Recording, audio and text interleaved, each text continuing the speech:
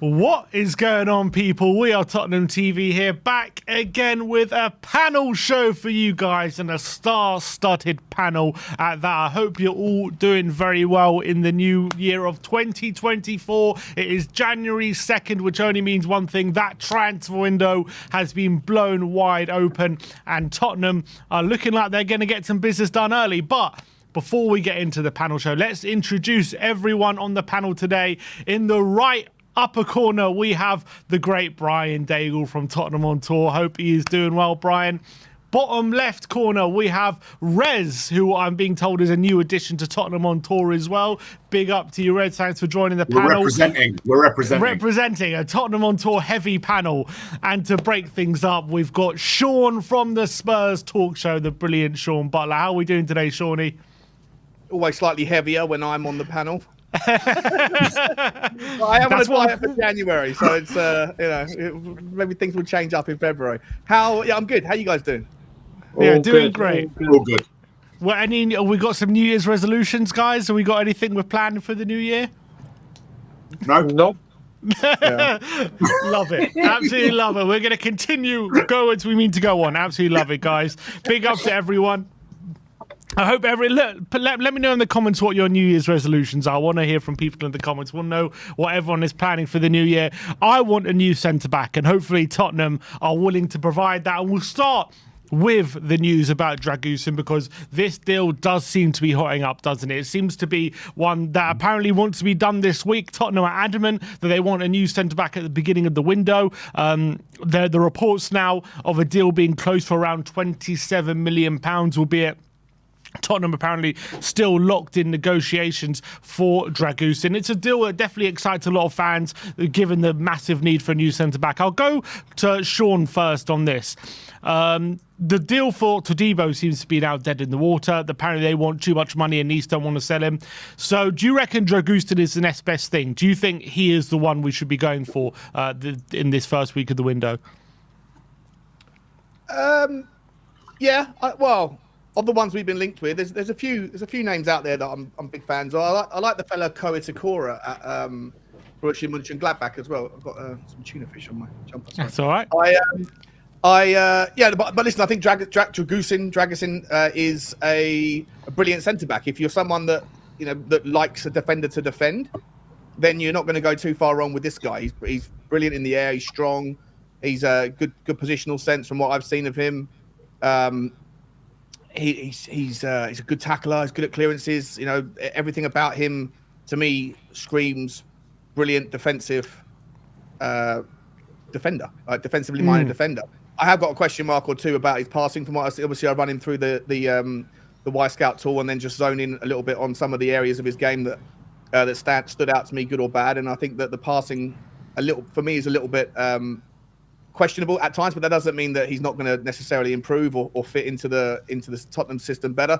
But I just think that Tottenham's high line, high press system, it does require slightly more from defenders than just being able to defend. It asks them to do some more on the ball. So if you had to pick one between Todibo and him, it would have been Todibo for me. But I'm very much on board with this signing. I'm very much excited about adding him into the mix. And he's bringing the crew back together from the Juventus days, right? Him and Decky and Bentancur are all old mates, so shouldn't have any real trouble settling in. So, it's a needs must situation as well. I'm very happy with it, very much on board with it. But there is one question mark, and that's his on the ball stuff for me. Yeah, but given he's only 21 years of age, clearly he's been growing very quickly, hasn't he? Last season he was they were Genoa in Serie B, and he was playing obviously second division Italian football. This season, being in Serie A, he's really taken this season by storm, and he's having a fantastic first half of the season, and maybe he's showing an ability to be very adaptable very quickly to a new level of football. And maybe he's still 21. That's very young, especially for a centre back, isn't it? So. I think it's definitely a very exciting signing. For you, Rez, I'll go to you on this one. How important is it that we get him in before the Burnley game on Friday? Or is it just a case of, as long as we got him maybe before Man United, that would be pretty acceptable? In terms of a specific game, difficult to tell, ultimately. Look, we're coming up against Burnley They're picked up their form a little bit, but they're still relatively, and I don't mean this in a disrespectful way, they're still relatively weak because they have a style of play that doesn't necessarily fit with the personnel that they've got. And so when it comes up against Premier League opposition, we've seen this season that they've had struggles. So in terms of getting Dragusin in before Burnley or after Burnley, can't really say. The key for me, though, is that the deal is done at the earliest opportunity. Okay, we're all look. We've got to be realistic. Okay, deals are not done immediately. This isn't Football Manager where you just click a button and it's done, right? But at the same time, we have notoriously shown that we will drag our feet. And we've got to get out of that mindset as a club. We have got to say, right, that's our target. We're going for it. And if there's a disagreement on price, we have to be a little bit more willing to meet the other party, part way. Maybe giving in a little earlier than we might so that deals are done, because the transfer window is a month long. That is a month of the season. And it can hinge on that. You pick up 4 good results in a month because you brought in a player early, or you get 4 bad results in a month because you brought them in late. That can change a season.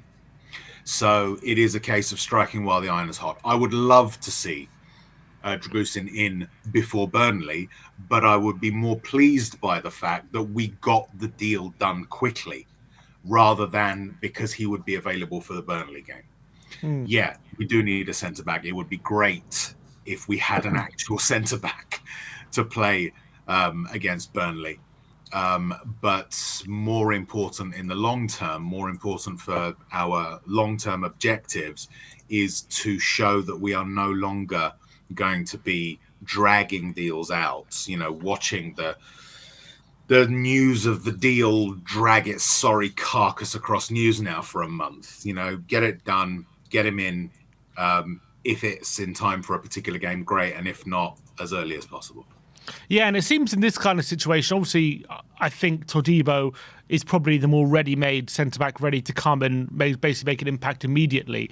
But with reports, obviously, that they're now demanding about 60 million euros potentially, that is also a deal that maybe as well would probably drag out to the end of the window, with Nice not really looking to sell right now because they're in a title race. Do you think that's the best course of action for us right now? If Dragusin's ready to basically join early in the window, even though maybe he's more of a raw defender, he's a bit younger, maybe not has got as much game time under his belt than someone like a Todibo. Would you rather Tottenham just move on from that target if that looked like it was going to drag on up until the end? Or would you like to say, look, Todibo's an already made one, I would rather wait for someone like Todibo than bring in a Dragusin just because he's ready to come in now? Weirdly, again, I think it works into the sort of the reputation that we have as a club of basically, taking our time and sort of really wanting to hammer out deals. I think if we as a club show that if you're not willing to negotiate or you want to spend time negotiating, we will move on. I think that serves us better overall. Okay, we might not get as good a defender, let's say in this case, as good a centre-back as we could get into Debo if he is considered to be the upgrade. But no longer will other clubs look at Tottenham and say, oh, okay, well, we know what Tottenham are like. They'll take their time, they'll look to things, and we can drag this out and maybe get a little bit more service out of Todibo. How you're viewed in the marketplace, I think, is something that needs to be worked on in any business. This is an asset we want. If you're going to meet us halfway, show us that and we'll spend the time if necessary. If you're not going to spend the time, or if it's going to be a bit too complicated, forget it. Let's get players in. Let's get bodies in. Because even if, let's say, we miss out on, like the number one defender, as long as we get someone decent enough in, the key here is which is more important, getting the best defender that we can get right now. Well, sorry, getting the best defender that's possible to get, or getting the defender that we need right now. You know, we need to bolster our squad as a whole, right? Forget the injuries to Romero and Van de Ven. Even if they weren't injured, the key here is to bolster the squad. And that, I think, takes priority over a slight difference in ability between specific players. Do you agree with that, Brian? Because, you know, one of the criticisms of Daniel Levy in the past has been maybe he's gone for, you know, maybe a lesser option because they're cheaper rather than, you know, pushing the boat out and getting that true number one target. But in this case, you know, do you agree with Rez? It's more important to get someone in quickly rather than maybe the difference in quality potentially? Well, all I will say is I made this mistake last summer with Raya and Vicario. Or went mad at Raya not knowing about Vicario, and look what happened here. And potentially Van de Ven and Tapsoba as well. There you go. There's that as well. Listen, I've said, and I've been very, very animated with this, the sign that Ange is being backed is getting players in early. And we desperately needed a defender. We had the third worst defence in the calendar year last year. The Premier League last season was our worst defence in recent history. It was obvious we needed a centre-back, and Paratici has got his hands all over this one, and we know how successful he's been. This is a very, very good move for the club. I can't say I know both him and Todibo brilliantly to say I can compare and say which one was best. It seemed like Todibo was the number one target, like Sean mentioned before. But it looks like we've gone for Dragusin, and the most important thing is we moved on. Got it done, or looks like we're just awaiting the three words, and we've got a centre back that we desperately needed, and for the first time in a long time, we've got a deal done potentially within the first few days of the transfer window. So I don't know what more we can say that the club's actually doing something good. If this was the only early deal we were to do this month, and you know maybe if we did any other business, it was late in the window. Would that be an acceptable situation for you? I still, Joe, I still want some more done early. There's all right signing one. This isn't, oh, well done, you've got one in now, you've got a little bit of time that you can just muck about. This should be the necessity. Anne just said he wants players in early. Don't just say, oh, we got you one, there you go. Now just wait and see what we do. This should be what we do on a regular. Do what the manager wants, get players in early. We have this opportunity, and the great thing with this season is we have these two little mini breaks between this game and United, this game and Brentford, the perfect time to bring these players in and integrate with the squad rather than coming at the end of the window and having to adapt and learn everything about the football club. So let's hope it's the first of a few. Sean, when it comes to Dragusin, you know, as we said, he's only really started properly, you know, Serie A week in, week out this season. But he's obviously he's having a brilliant season, taken Serie A by storm by all accounts. Do you feel like that price that they're reporting, you know, £25 million, do you feel that if we sign him at that price, we're potentially getting a defender who in a few years' time people will be looking at in a different light? Yeah, look, I mean, personally, I completely agree with Rez's sentiment generally, but when it comes to the difference between Todibo and Dragusin, I think that it's more meaningful than a slight difference. I think the valuation differences for me, from what I've seen, are probably reasonable between the two. Like, I think Todibo is the real deal. The fact that he's keeping Saliba out of the French team, you know, I was surprised when I saw that Nice were willing to accept 35 million euros for him. So I'm not surprised to read now that they want more like 50 million pound.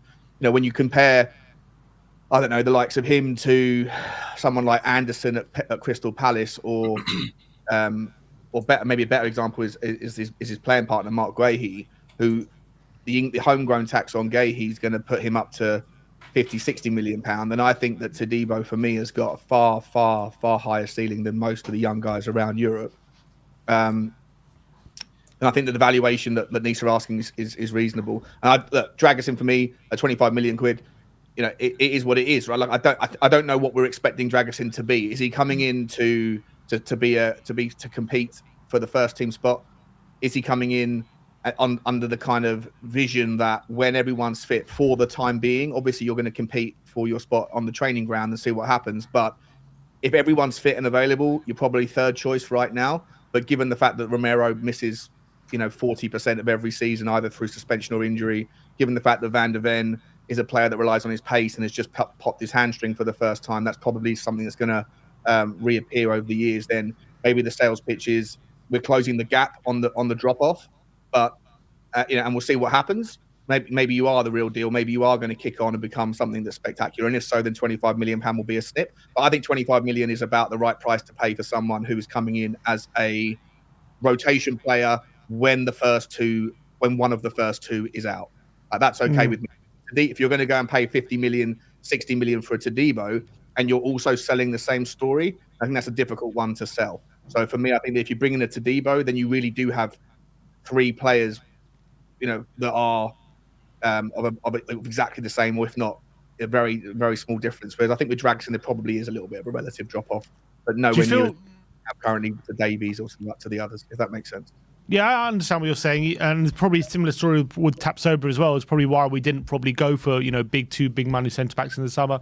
But do you feel with Dragusin there's a potential that we could be getting ahead of the game here? Maybe he's just about exploding now. Maybe we're getting a much better centre back than a lot of people think. Yeah, and listen, I think, like I said at the start, for me, the takeaways are that if you're looking for a defender that can defend, and everyone, like, a defender's first responsibility should be to be able to defend, right? There's a lot of defenders out there that are good at doing things on the ball that aren't necessarily the best defensively. He's the opposite for me.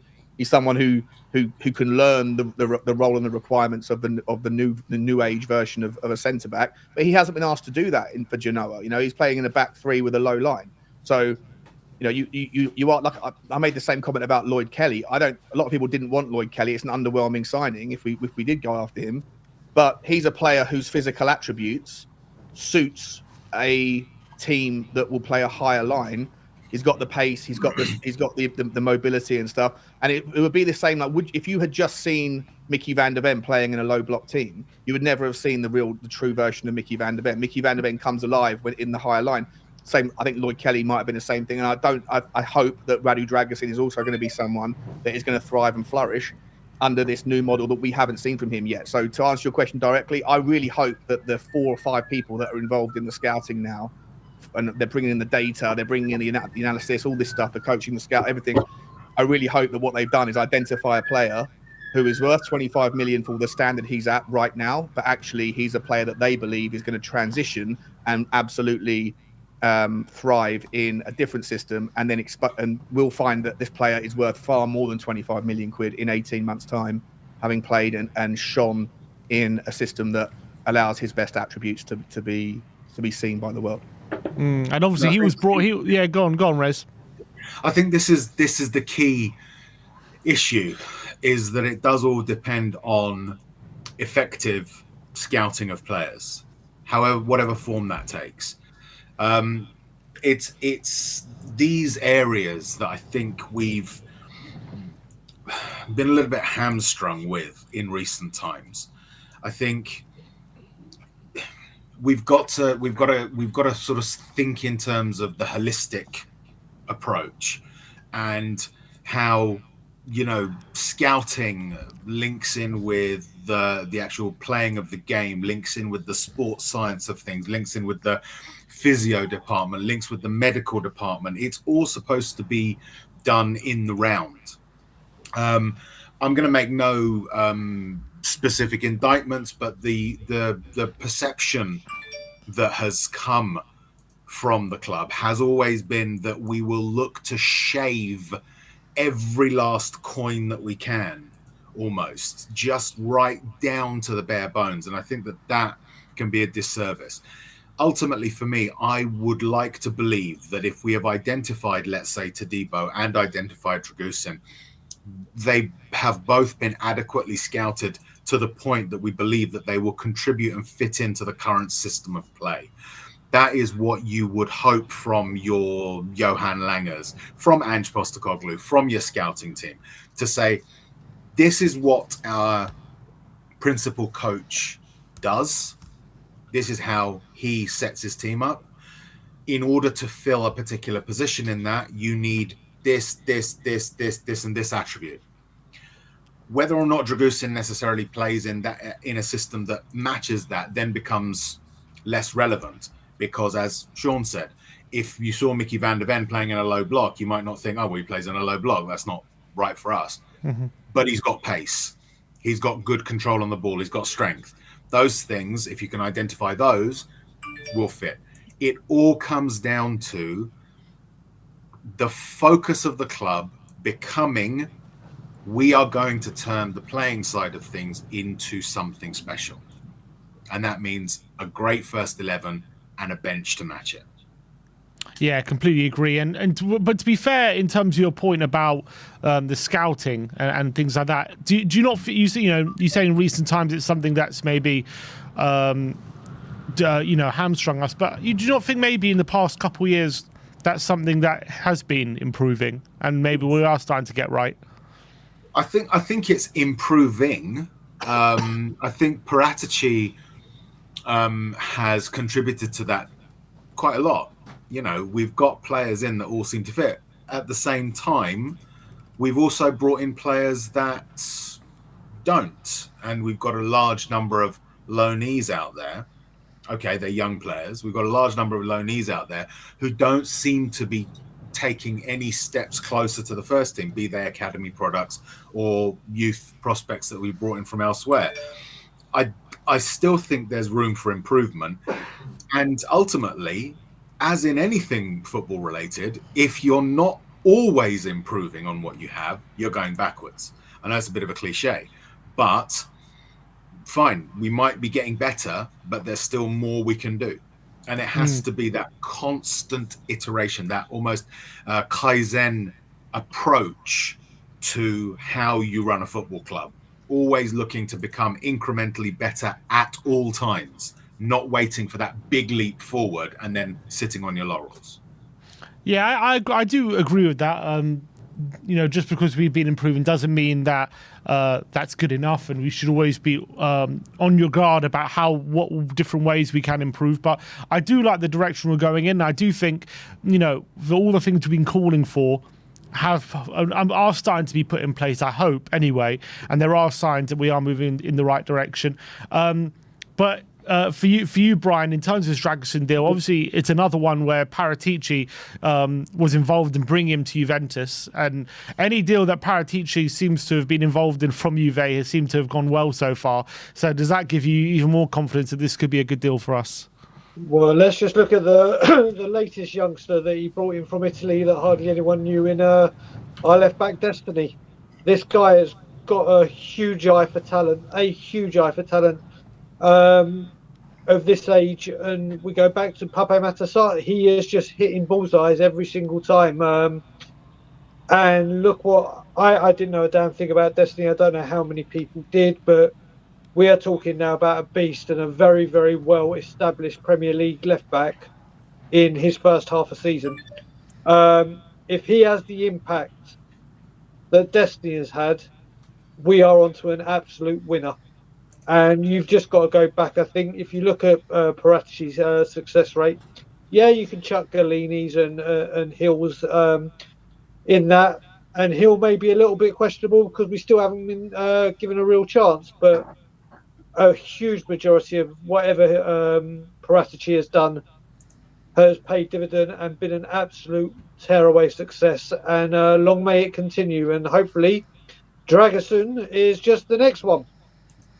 Yeah, 100%. I mean, obviously we need a big window with a lot of problems that we do have, a lot of improvements that we need in the squad, in certain positions, maybe up front as well. But I think it would be a brilliant start to the window, wouldn't it, if we were to get a centre-back through the door, which is so desperately needed. I think it's one of the big problems we've had in our, recent performances, just that lack of a recognised centre-back, and it's definitely prevented. Well, obviously we have been getting results, but in a lot of the games where maybe it's been in the balance, I think that lack of centre-back has definitely been hurting us. But let's go on to the next topic, and let's talk about the recent performances, because obviously if you look at the form table, we're currently the form team in the Premier League. 4 wins in the last 5 games. I don't think anyone is in as good as form as us when it comes to the actual we seem results. to be destroying teams. We seem to be destroying. Everyone comes to us undefeated, and then we beat them.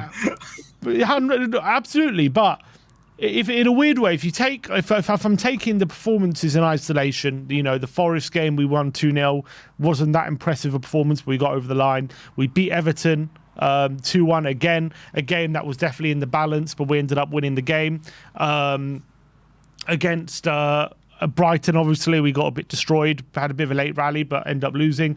And then on the weekend, we beat Bournemouth 3-1. Good performance. Well, so we scored some good goals, but again, it wasn't a game we were fully in control with. And another day, maybe that result would have been different. So for you, Rez, when you look at our recent performances, are you looking at a team you think is in good form? Or maybe do you feel like the results are better than maybe the performances have been?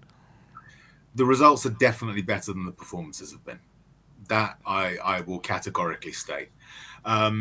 We're not there yet. What I've seen creeping in recent times has been a slight reversion to type that we saw before Ange was in charge. That sort of tentative, slow, deliberate play. Whereas in the run-up to the sort of games against Everton and Brighton and Bournemouth, we saw some unbelievable, beautiful play that it seemed so instinctive. I remember sat there, I think it was against Newcastle, where I was watching some of the passages of play, and it was just one touch, bang, bang, bang, bang, bang, passes back and forth.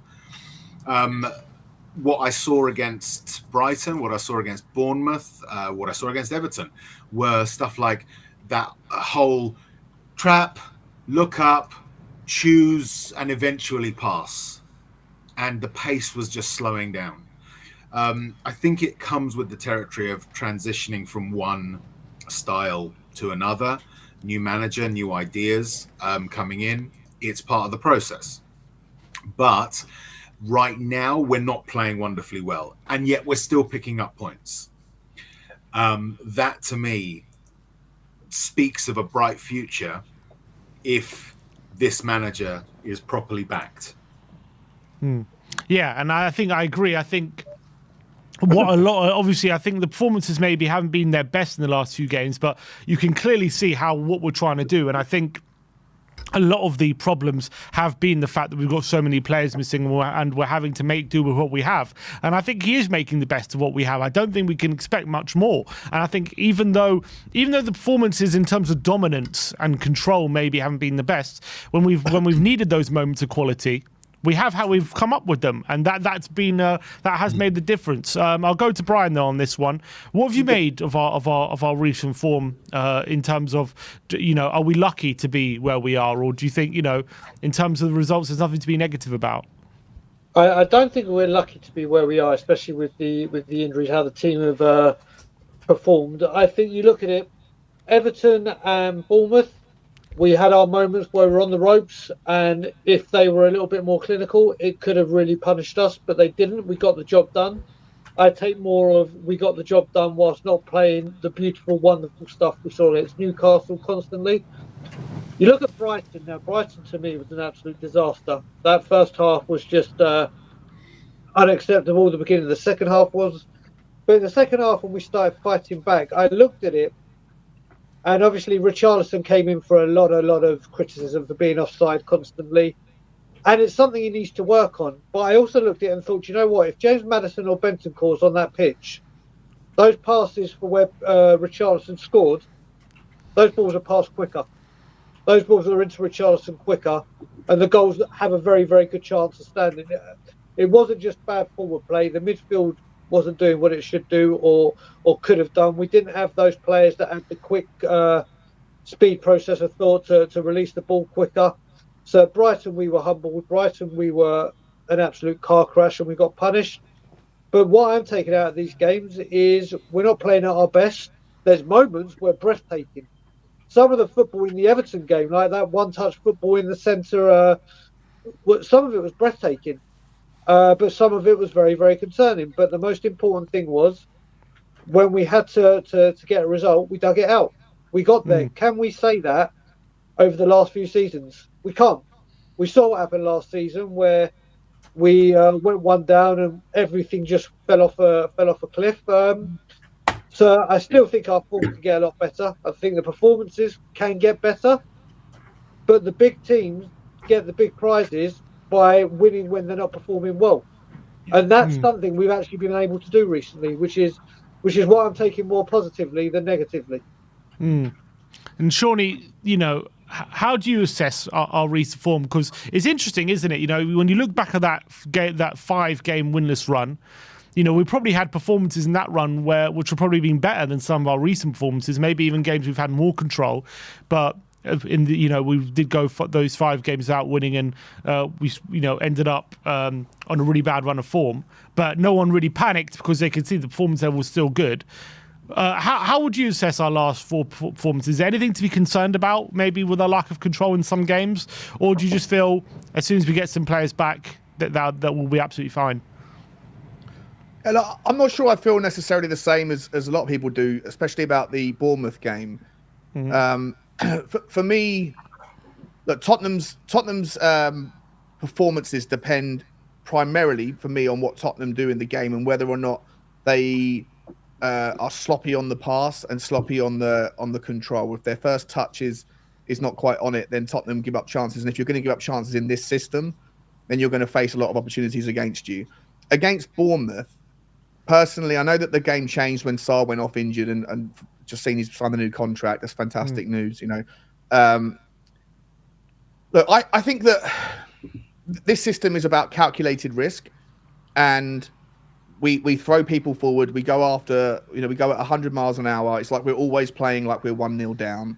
And even if we're 2-0 up, we're still doing the same thing. And occasionally, if things don't go right, you're going to give up opportunities. And when you ask players like Pedro Porro and Destiny Udogie to sometimes look like they're playing as number 10s, they're so far up the pitch, then smart teams are going to know where to put the ball over the top. For me, giving up opportunities like we did against Bournemouth doesn't mean that we played badly. The fact that we got back and handled it, the fact that Destiny Udogie got back and cleaned up his dinner, for me, tells me that it's expected. It goes with the territory of the system. It goes with the territory of the philosophy. You've got to shake hands with it. We're going to create some, we're going to not create some. It comes down to whether or not I think we're playing well.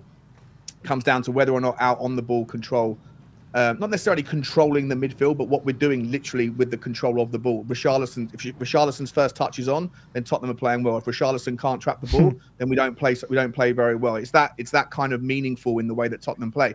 And I think against Bournemouth, even though a lot of people came away thinking that we didn't play very well, I thought we did. Against Brighton, no one was clicking. I felt like we were trying. There was new kind of positional play that I hadn't seen before. Decky was playing as a left wing back. Højbjerg was coming in as a makeshift third centre back at times. There was so much kind of new emerging positions for the players that I didn't feel like the left hand knew what the right hand was doing. The receiver didn't know where the passer was going to put it. The passer didn't know where the receiver was going to go. And there was loads of sloppy turnovers. If that's what happens in a game, then Tottenham are going to play badly and give up too many opportunities, and we're going to get punished by good teams because our players are going to get caught up the pitch. So I'm not too worried about what's going on with the opposition. I think if Tottenham play well, if Tottenham keep the ball and can find the right passes concisely to each other, then I think that Tottenham ultimately will always create enough chances to win the game. But we're always going to give up opportunities because no team keeps the ball 100% of the time. The big difference between a Tottenham and a Manchester City is Manchester City go at 100 miles an hour to win the ball back. And then when they get the ball back, they then slow the ball down and will take 40 passes to progress it up the pitch. It's like I think at Tottenham at times, it's like we're going down the motorway at 60 miles an hour in second gear. And the the odometer's on like 8,000 revs. And Tottenham need to sometimes just kind of relax a little bit. We're going at 100 miles an hour too much. And if you're doing that, you're going to give up and make mistakes with your passing because no one's perfect. But I think Tottenham are playing better football than a lot of people credit, even in games where we're not necessarily convincing. But I think that just I think against Bournemouth we did show some of that sort of sloppiness. We had a lot of wayward passing and a lot of lack of control of the ball. I know that it does rely on, basically turning over the ball as quickly as possible and pressing. But that was the thing for me against Bournemouth. I didn't recognize those players that I saw pressing the hell out of the ball in earlier matches. I mean, it really was a case of, why are they backing off? Why are they standing off? We're not seeing this for the last, 4 or 5 months.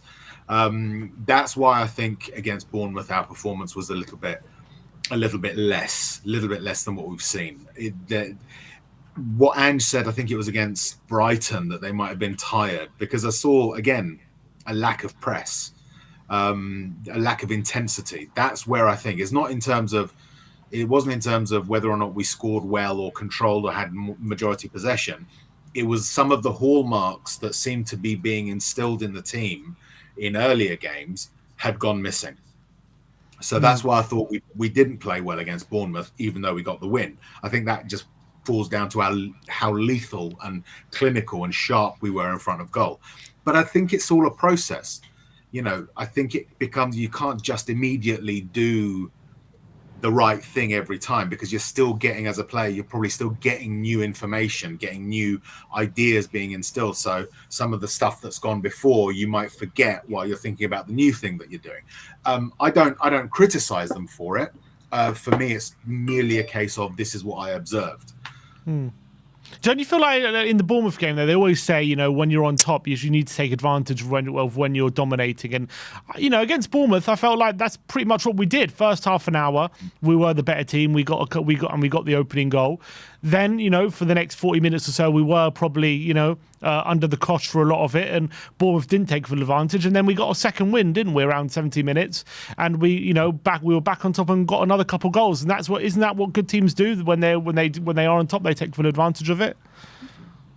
Yeah, and that's the thing. It's never a case of the team that plays best wins and the team that plays less well loses.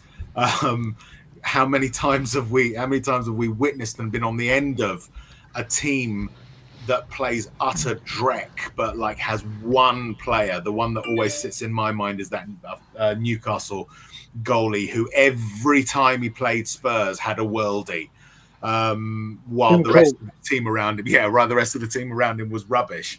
It happens. It's not a simple equation.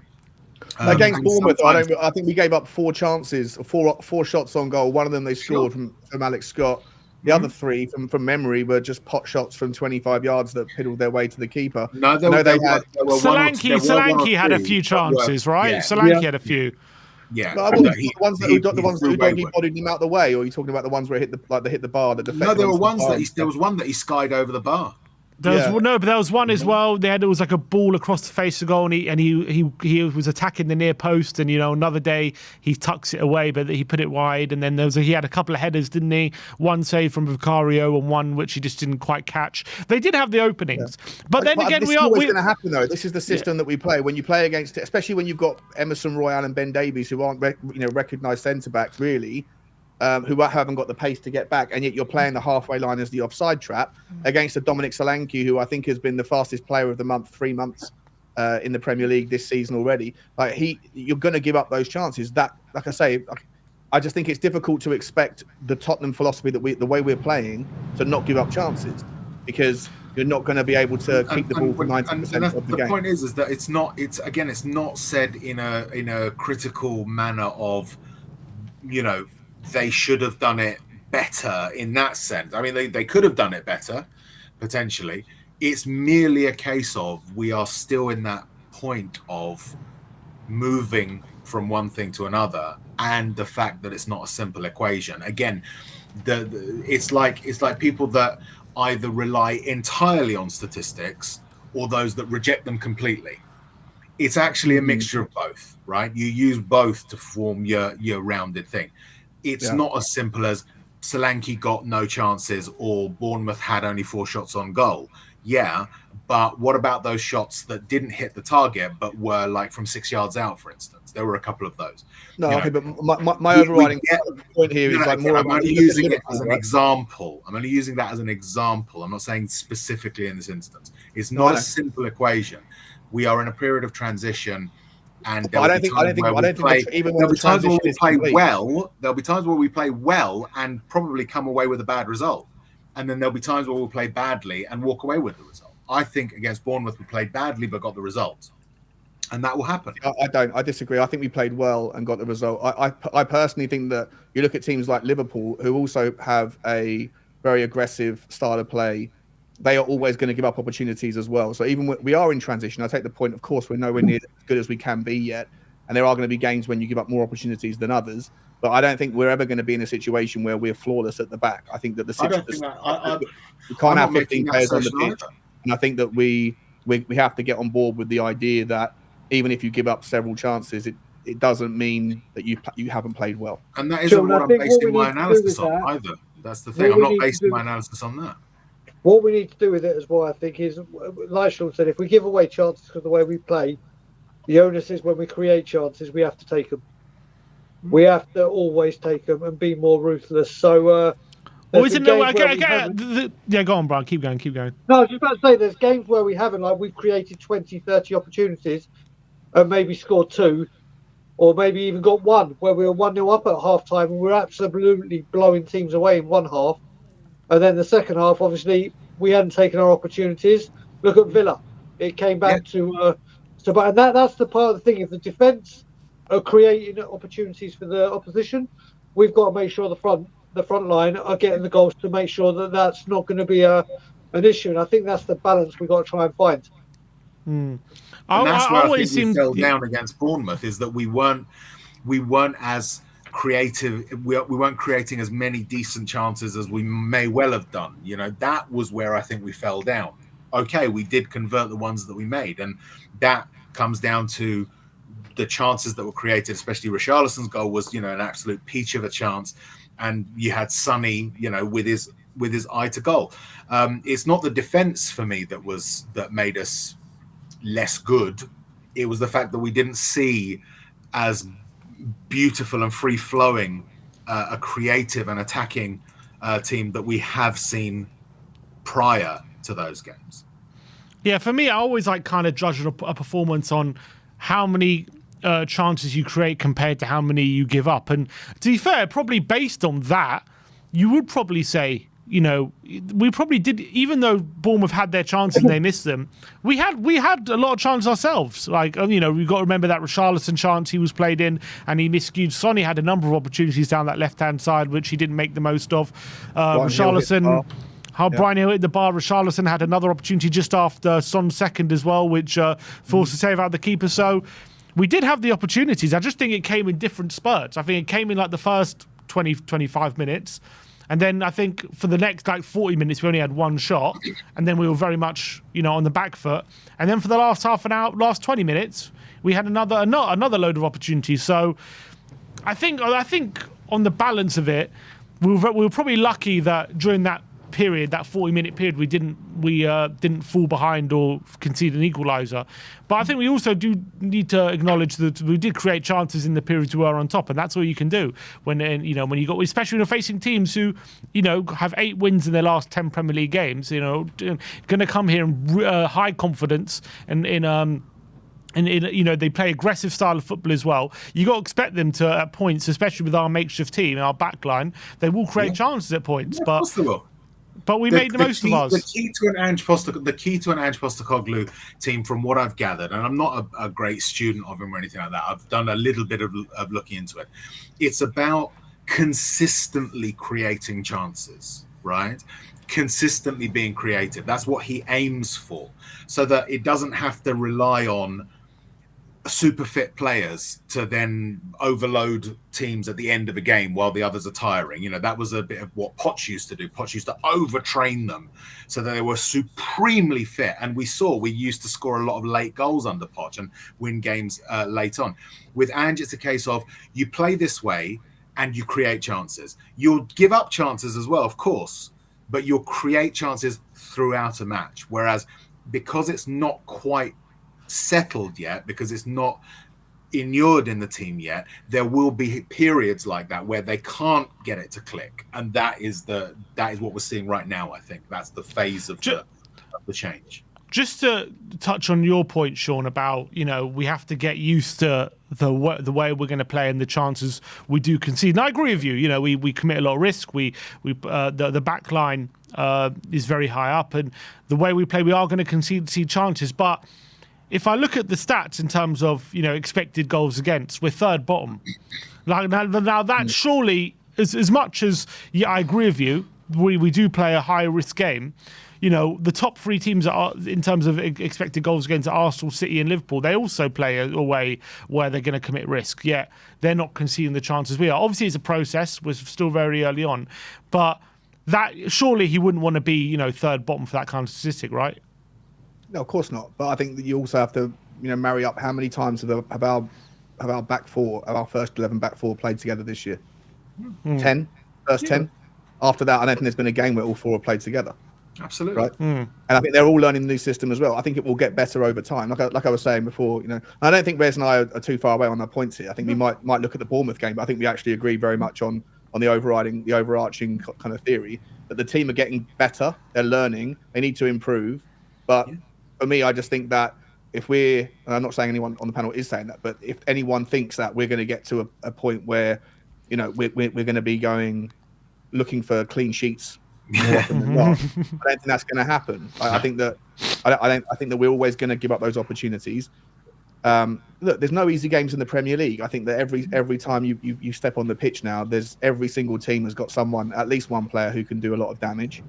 And that again, that's why my first point I still maintain is what Tottenham do with the ball, how chaotic we can be at times, is sometimes responsible. We are kind of the architect of our own demise in games where we're going at 100 miles an hour to get the ball back, and then we get the ball back, and then we go at 100 miles an hour with the ball. And that's part of the reason why I think the players, or why Andrew's alluding to how tiring it is for these 11 players to play all the time. Teams that have high press, high intensity formations also have the ability to slow the game down a little bit and let the other teams exhaust themselves chasing after going down blind alleys and chasing after ghosts, right? That's what Manchester City do fantastic well. Tottenham don't do that. We get the ball back and then we go again and go again. And over time, that not only does that lead to exhaustion, it also has a higher frequency of injuries that will come from it. But also, you're going to give the ball up. If you're always looking for the perfect pass, or you're always going at 100 miles an hour, we don't have necessarily the most technically fantastic players in our squad yet who can always thread the pass perfectly. So the more you give the ball up, the more chances you're going to face against. And I think until Tottenham iron that stuff out of their game, then that'll come with time as they get used to each other as well. I think, training together with the new system as well, it's like you'll know where your teammate is in a particular scenario, and it becomes instinctive to then do that threaded pass. You won't even necessarily need to be that technically gifted. It just comes with familiarity of how each element of your teammates will be playing. It's just a time thing more than anything. The other thing, just quickly on that, not only have our back four not played together since September or October, but when you've got Bentancur in the team and Maddison and Pape Sarr, then you've got three very technically brilliant players, or the highest echelons of technicality within our squad.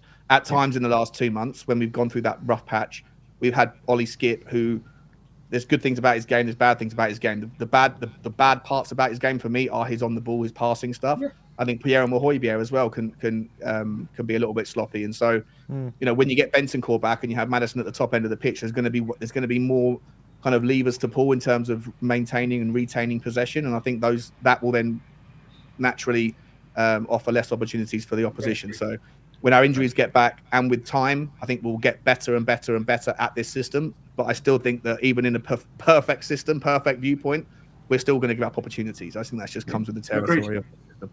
Absolutely. All right. There has been, as Sean alluded to, some breaking news while we've been on stream, and that is Pape Matar has signed a new deal confirmed by the club now. 5.5-year deal taking him till 2030 in a Tottenham shirt, which is absolutely brilliant news for Spurs.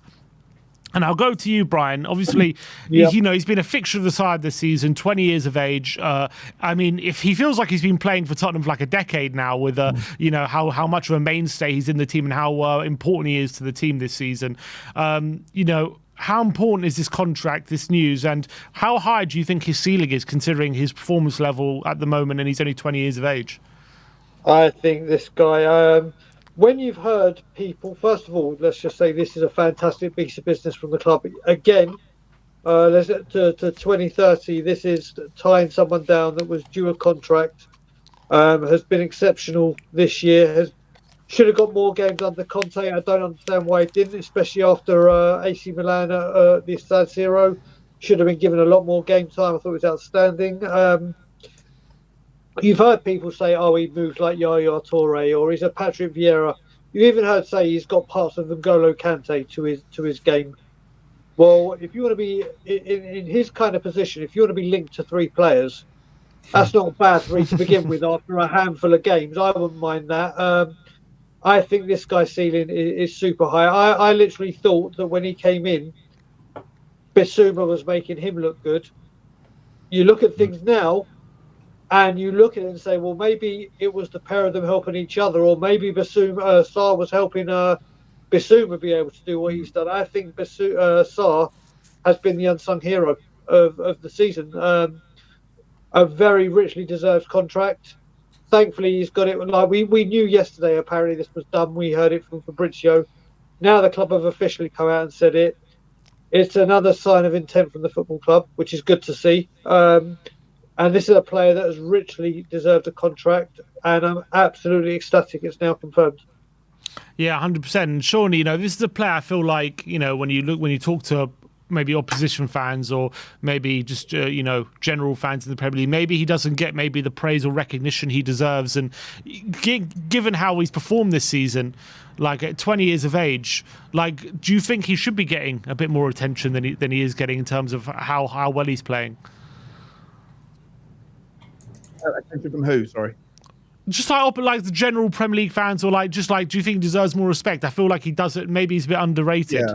So. Well, that's fine. That's absolutely fine. Sleep on him all you want. I don't care about the plaudits of other teams. I think that this guy is. I mean, I've never seen a guy who covers so much grass. He's got an engine. He calms everything down. I think that when he plays, I think that Pedro Porro is better. I think Pedro Porro has reassurance that it's not just what he can do on the ball himself. I think it's what the kind of calming influence that it has on so many other players around him. I think he gives people the ammunition to be able to go and do more things on the ball, knowing that if something was to go wrong, then you've got him who might be behind them now, who can cover the grass and get back and tidy things up. And then moving forward, he's getting more and more confident to take things on.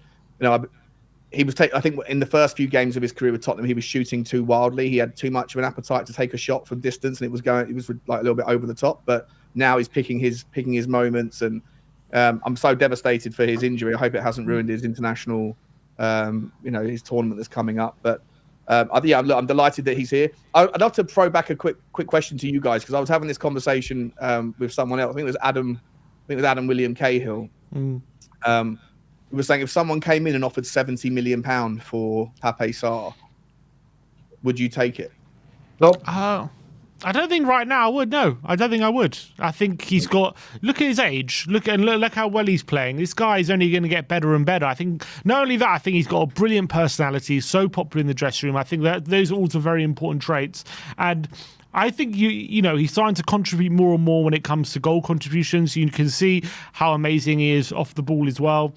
And he's still so young. And I feel like, how many Premier League games has he actually played? Like 30, 40? Like once he gets to, 100, then all of a sudden he's going to have all that experience behind him. He's going to have filled out a bit more physically as well. I think you're talking about a £100 million player here, potentially, in my opinion. What do you reckon, Rez?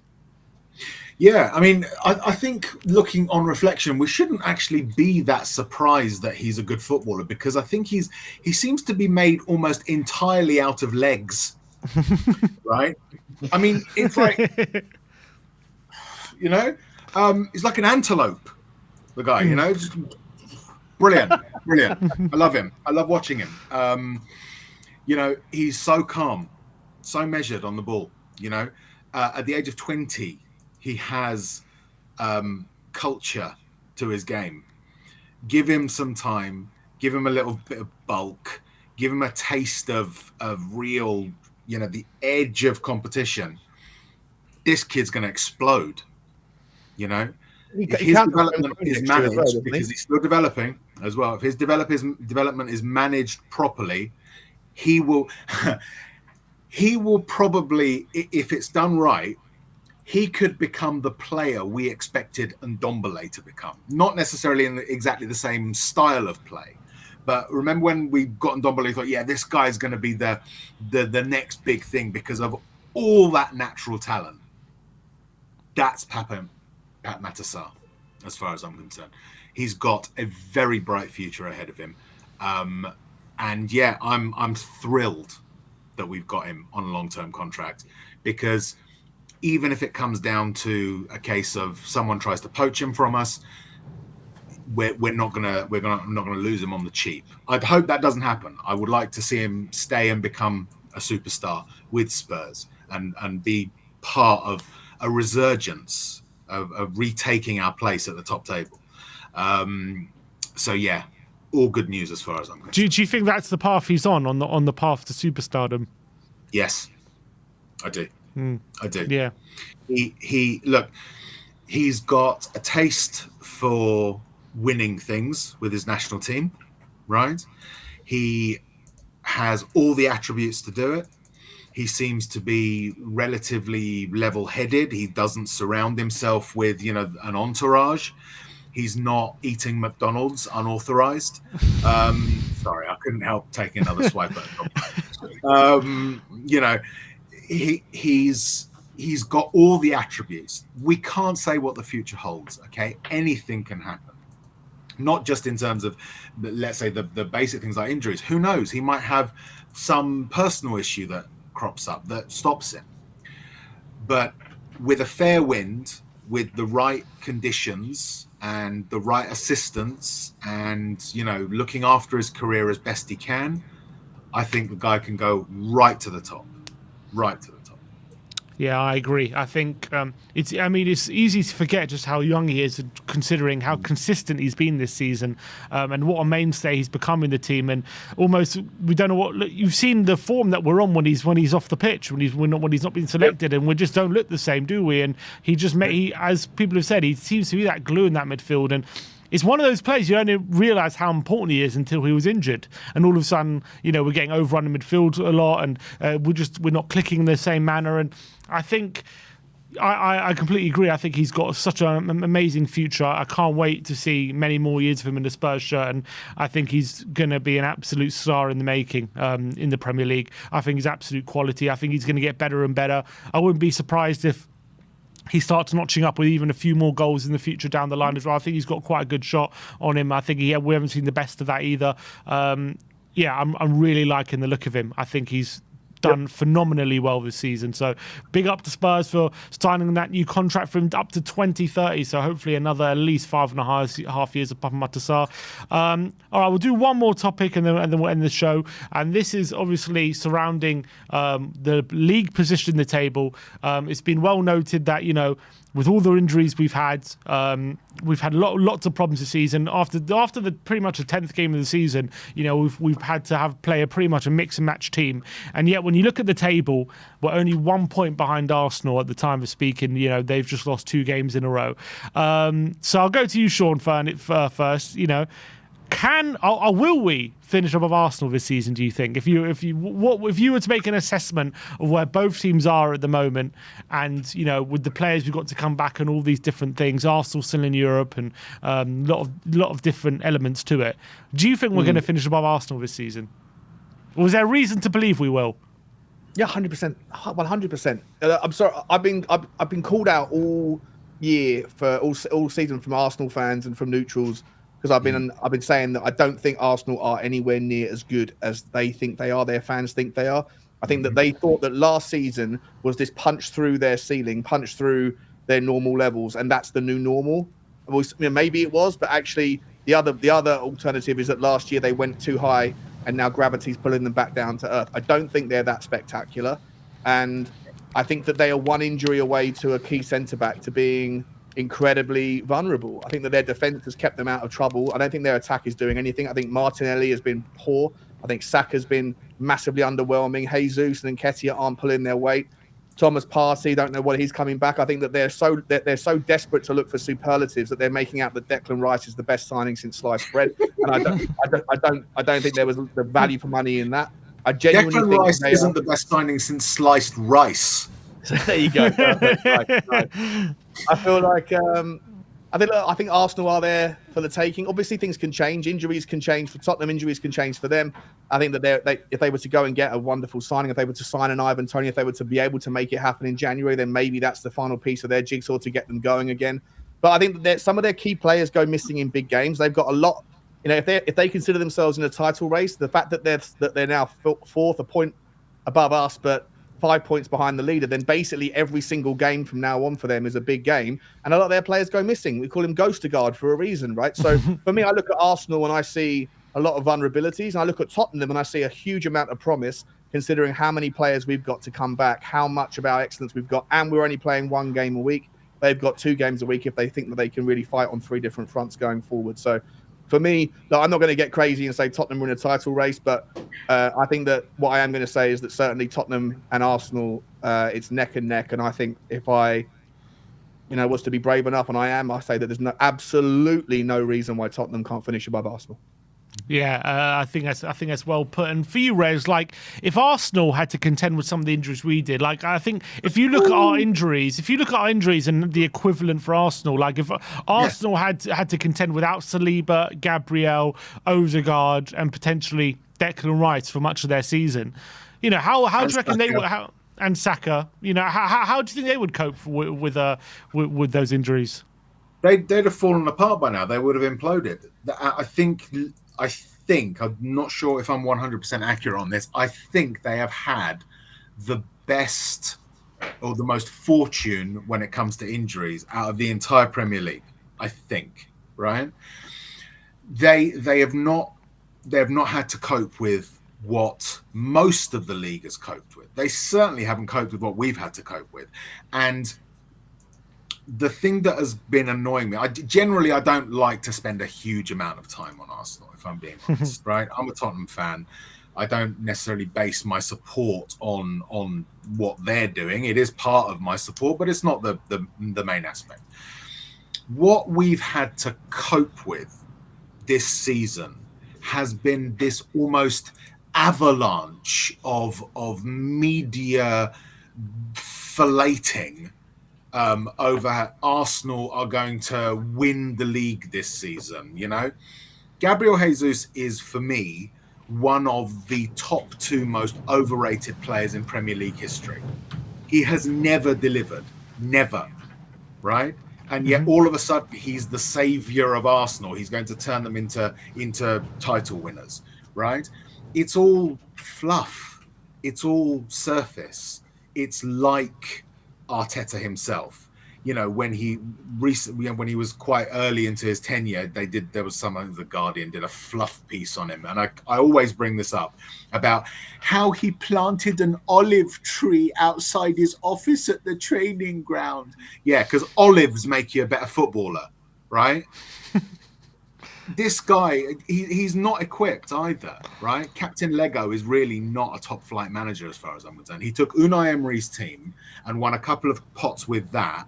And now Unai Emery is actually showing him and showing Arsenal fans what a good manager he actually was and the opportunity that they spurned when they had Unai Emery, right? They're nowhere near, as Sean says, they are nowhere near as good as they think they are. They are still second rate at best, and they still would have a lot more work to do before they can be considered title challengers.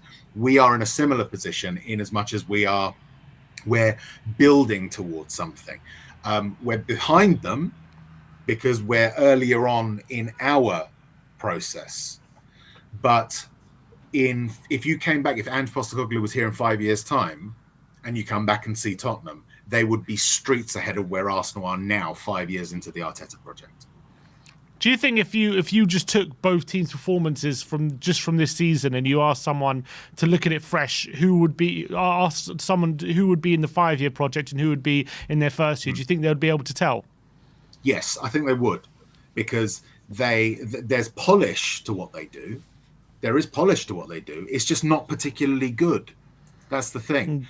You see that with their front three. They've got, out of all of the sort of, the big teams, if you like, they've got the lowest by a long way. I think it's something like 12 or 15 goals between their three principal attacking players. We've got 23, and we're still not firing perfectly. You can tell that they've been together a bit longer. They do have some good passages of play. They're just blunt. They're blunt and they're thin. A couple of injuries and they will plummet down that table. They will start dropping points right, left, and center. They've just been really fortunate in that they've got a first 11 that can keep them sort of ticking over, got them to the top of the table. But now, as fatigue sets in, as tiredness sets in, their levels start to drop enough that the ones that have got decent squads and have got their stuff together and understand the philosophy of what they're doing, like your Liverpools, like your Aston Villas, they're the ones that are showing consistency.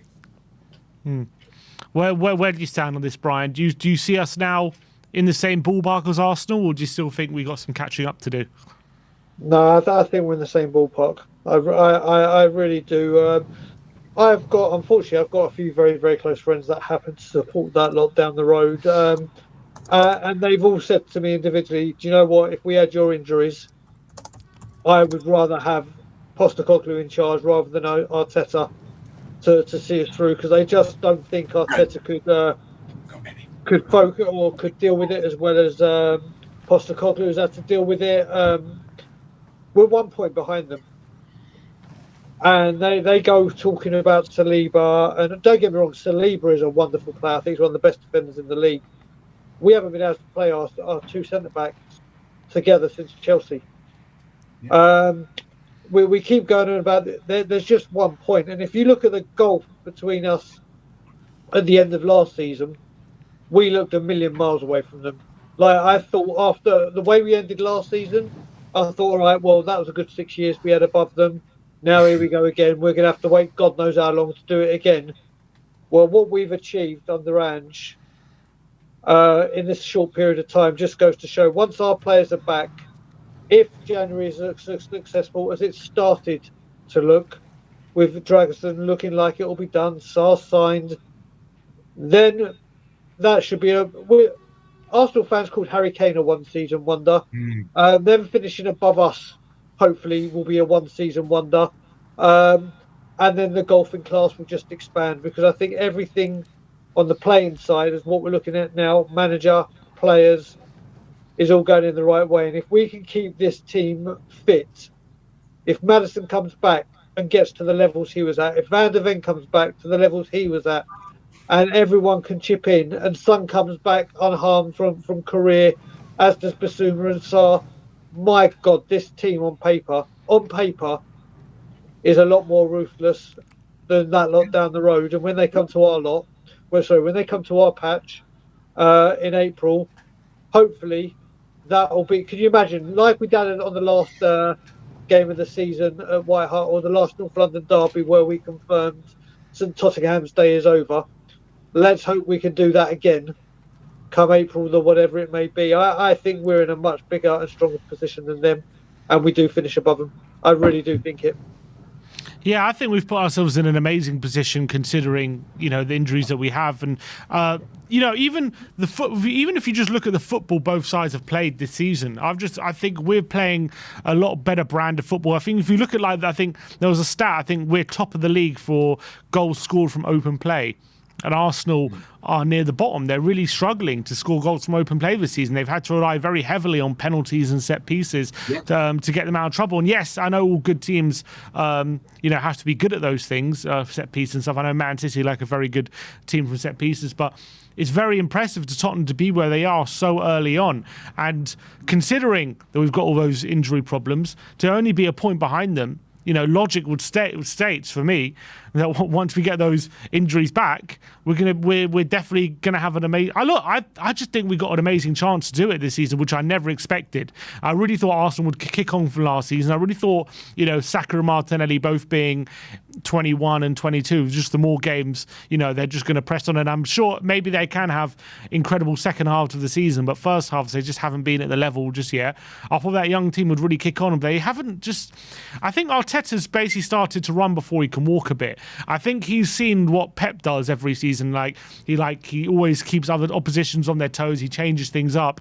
And I think this season, because I think Arsenal didn't win it last season, I think he's like, okay, I need to stay ahead of the competitions. I'm going to change up the way we're playing, and we're going to go for more control and less fast-paced, free-flowing football like we were last season to try and stay ahead of the competition. But I think he had a good thing going last season. I think he started to change too much, and look, it hasn't gone completely wrong because they're still, right up there. But they clearly, especially on the eye test, I think the stat, the number of points and stuff they have, I think it tells the story that they're just not as good as they were, especially first half of last season. And maybe Arteta's been tinkering a bit too much with how they're playing, and we have caught up with them. I think the fact we're so close. This is 20 games in. This is halfway through. This isn't 10 games or anything. This is a substantial amount. This is an amount where you can really start. The league does start to take shape at this point, doesn't it? So, I really think we've got a very good chance of finishing above them this season, considering the way things are going. I think we do. I think the issue with Arsenal, that this is the problem with. This is the problem with Arsenal as a club, right? And I'm going to take my Spurs hat off. Completely objectively, you have a club that only looks at the surface of things, right? Mm-hmm. This is Arsenal's problem. There is no bottom there, yeah? They're surface only, right? It's like why they spend so much time talking about how many of their players have been in the media in the last couple of years saying, oh, I could have signed for Spurs, but didn't. Who the hell cares? Really? Who cares? Concentrate on your game. Go out there and become a winner. Don't talk about your rivals. Who are you pandering to? Who are you actually appealing to? Right? This is Arteta, okay? I have not seen anything about Arteta during his career as a player or as a manager that screams leader to me. Right? I don't watch a huge amount of Arsenal games. I do watch some because they're on. It's Premier League, whatever. I witnessed, I think it was Pedro Porro, ran over to Ange Postecoglou. I think it might have been in the Bournemouth game when we scored, and gave him this massive bear hug. I have not seen a player run up to Arteta and hug him and have a personal moment with him. Right? He's not a leader. He is a second-rate man. He is a puppet. He is Guardiola's puppet. That's what I call him. Right? And this is not because I dislike him. I do dislike him. And it's not because I'm a Spurs fan. This man is not a leader. This man is not someone who will inspire wins. When you go into a press conference and you piss and moan about officials when your club has had more penalties than any other Premier League side in this season, that is not the attitude of a winner, right?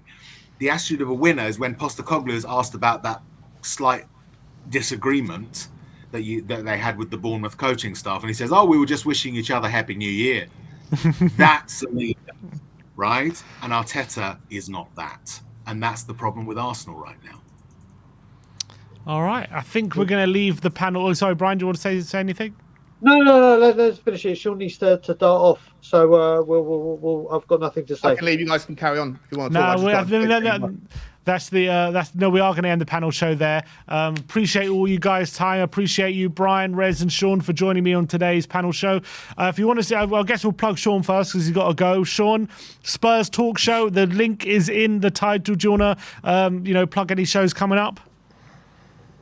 Not really. Just if you check me out, I take my dog for a walk every day when the wind's not too bad, and talk about whatever's in the news. And then I do live streams panel shows like this. So if you haven't seen me, Spurs Talk Shows where you can find me. Appreciate you guys having me on. Good chat as always.